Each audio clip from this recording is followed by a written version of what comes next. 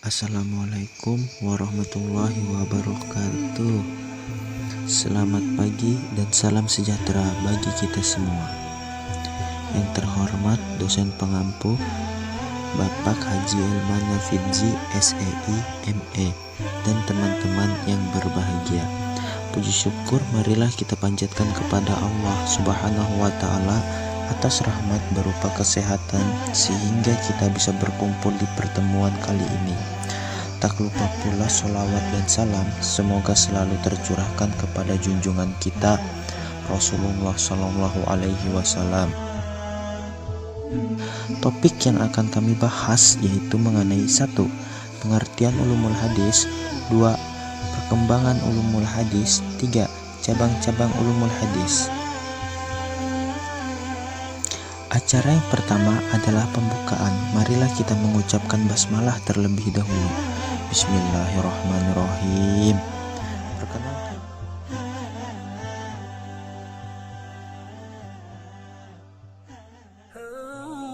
Pembahasan yang pertama yaitu pengertian ulumul hadis. Dari segi bahasa, ilmu hadis terdiri dari 2 kata, yaitu ilmu dan hadis. Ilmu artinya pengetahuan, knowledge dan science. Sedangkan hadis di kalangan ulama artinya adalah segala sesuatu yang disandarkan kepada Nabi Muhammad SAW, baik berupa perkataan, perbuatan maupun persetujuan. Ilmu atau ulum dalam bahasa Arab adalah bentuk jamak dari kata ilmun yang berarti ilmu-ilmu.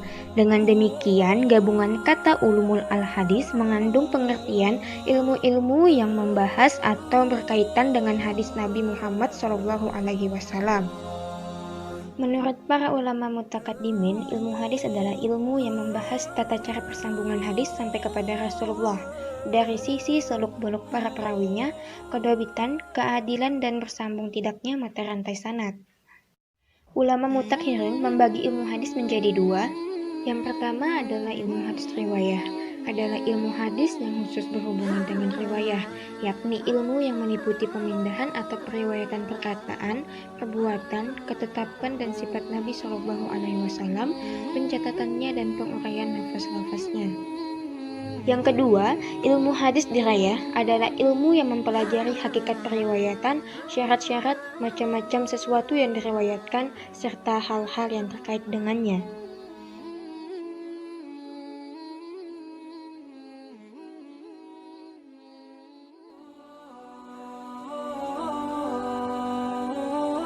B. Perkembangan ilmu hadis.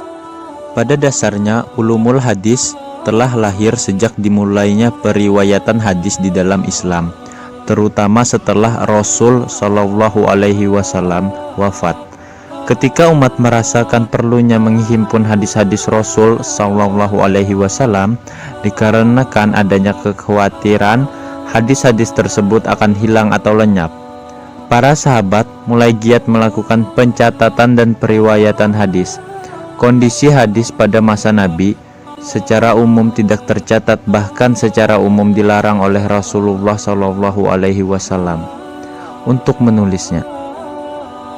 Hadis hanya dihafal mayoritas sahabat, kemudian disampaikan pada sesamanya yang belum mendengar atau belum mengetahuinya.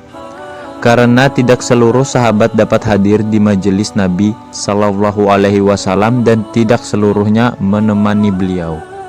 Setelah Rasulullah meninggal, kondisi sahabat sangat berhati-hati dalam meriwayatkan hadis karena konsentrasi mereka kepada Al-Quran yang baru dikodifikasikan pada masa Abu Bakar tahap awal dan pada Utsman tahap kedua. Masa ini terkenal dengan masa taklil ar-riwayah, pembatasan periwayatan.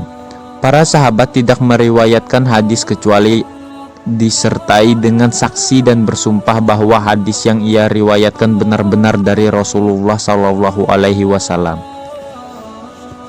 Saat terjadinya konflik fisik, fitnah antara politik, yaitu antara pendukung Ali dan Muawiyah, dan umat berpecah menjadi beberapa sekte. Setelah itu mulailah terjadi pemalsuan hadis mawadu dari masing-masing sekte dalam rangka mencari dukungan politik dari massa yang lebih luas. Pernyataan tersebut menunjukkan bahwa perkembangan hadis pada masa sahabat, periwayatan hadis tidak diterima kecuali disertai sanad.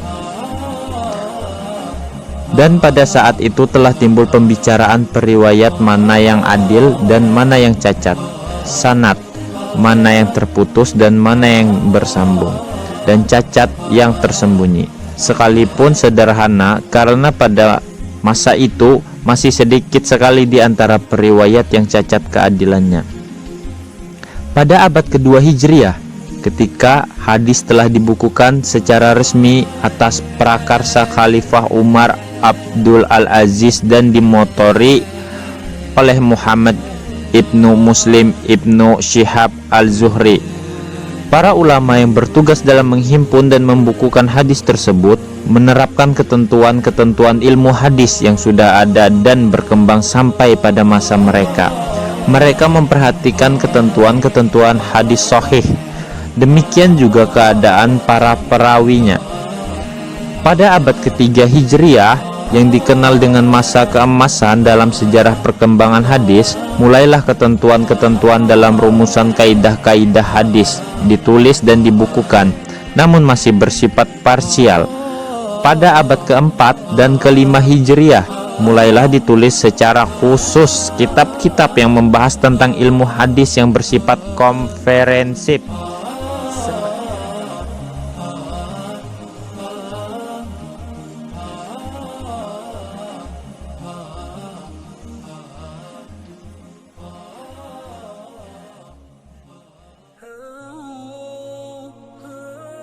Cabang-cabang ulumul hadis.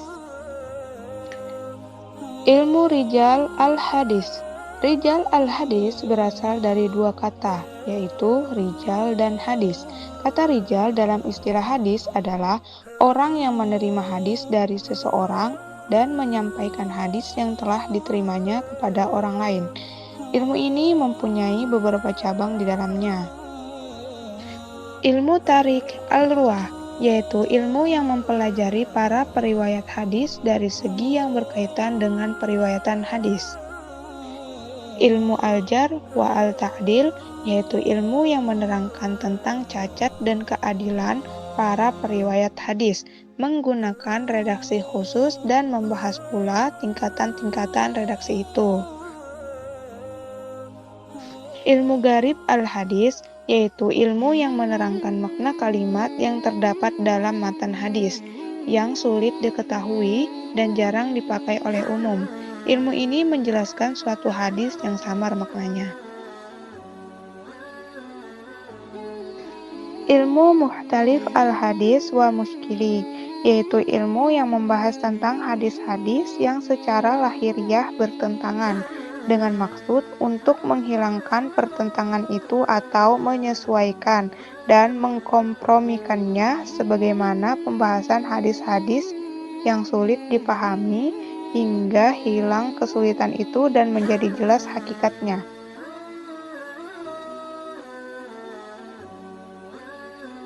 Ilmu Nasikh wa Mansukh al-Hadis. Nasikh adalah dalil atau hukum syara yang datang kemudian sebagai pengganti hukum yang telah ada sebelumnya. Mansukh secara bahasa berarti sesuatu yang dihapus, dihilangkan, dipindah, atau disalin. Menurut terminologis ulama, mansukh adalah hukum syara yang berasal dari dalil syara yang pertama yang diubah atau dibatalkan oleh hukum dari dalil syara yang baru.